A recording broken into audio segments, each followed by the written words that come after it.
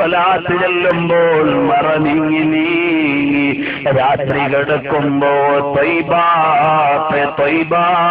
പേ ലാഖോ സലാം.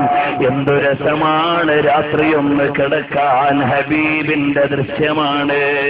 പകലൊന്ന് നടക്കാൻ എന്ത് രസമാണ്, ഹബീബിന്റെ ചര്യയാണ്. അങ്ങനെയുള്ളൊരു ജീവിതം എന്തു രസമാണ്. ഹബീബിനെ പറഞ്ഞു പറഞ്ഞിട്ട് ഞെട്ടറ്റ് വീഴണം. പറന്ന് പറന്ന് ചിറകൊടിഞ്ഞ് മദീനത്ത് വീണാൽ ബഖീൽ ഒരു ഖബർ കിട്ടും. നടന്നു നടന്ന് കാലൊടിഞ്ഞ് മദീനയുടെ അതിർത്തിയിൽ വീണാൽ ഹബീബിന്റെ അടുക്കൽ ഒരു പരിഗണന കിട്ടും. പാടി പാടി കുഴഞ്ഞിട്ട് ഹബീബിനെ പറഞ്ഞു നിർത്തിയാൽ അവിടുത്തെ ശുപാർശ കിട്ടും. അതല്ലാതെ ഒരു പ്രതീക്ഷയുമില്ല. ചെറുപ്പക്കാരാ, ഇവിടുന്നൊരു 10 സ്വലാത്ത് ചെല്ലണം. റസൂലുള്ളാഹിനെ കാണണമെന്ന നീയത്ത് വേണം. ആ ഹബീബിനെ കണ്ടുകൊണ്ട് മരിക്കണമെന്ന ആശ വേണം. ആ ഹബീബിലേക്ക് ലയിച്ചു നിൽക്കണം. ഉമ്മമാരെ, ഉമ്മു ഉമാറ റളിയല്ലാഹു അൻഹ മറന്നുപോയോ? മൽതഫത്തു യമീനം വലാ ശിമാലാ.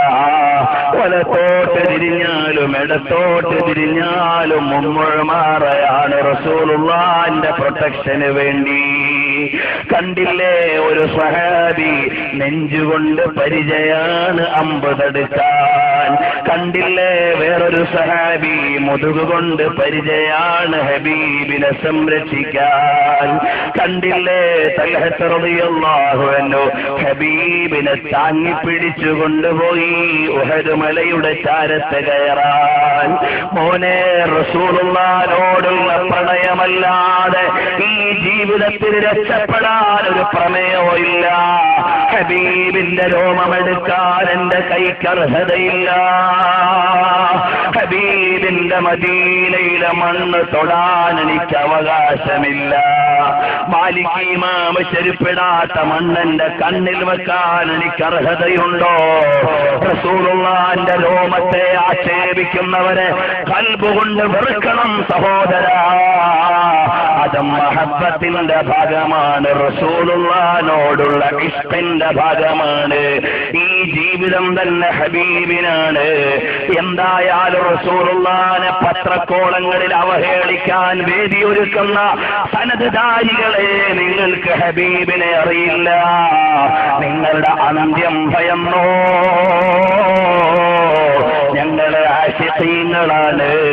യാ ആശിഖീന തവല്ലഹു ഫീ ഹുബ്ബിഹി. റസൂലുള്ളാഹിനെ പ്രണയിച്ചിട്ട് മത്താന്മാരായി മാറിക്കോ. അതുകൊണ്ട് ഈ ജീവിതം റസൂലുള്ളാഹിക്ക് വേണ്ടിയാകണം.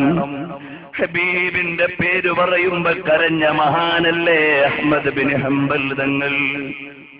ഹബീബിന്റെ പേര് കേട്ടപ്പോൾ ബോധം കെട്ടവരല്ലേ അവിടുത്തെ ഉസ്താദുമാർ. എത്ര പവിത്രമായ പേരാണ്. ഒരു സഹാബിയുടെ മകന്റെ പേര് മുഹമ്മദ് എന്നാണ്.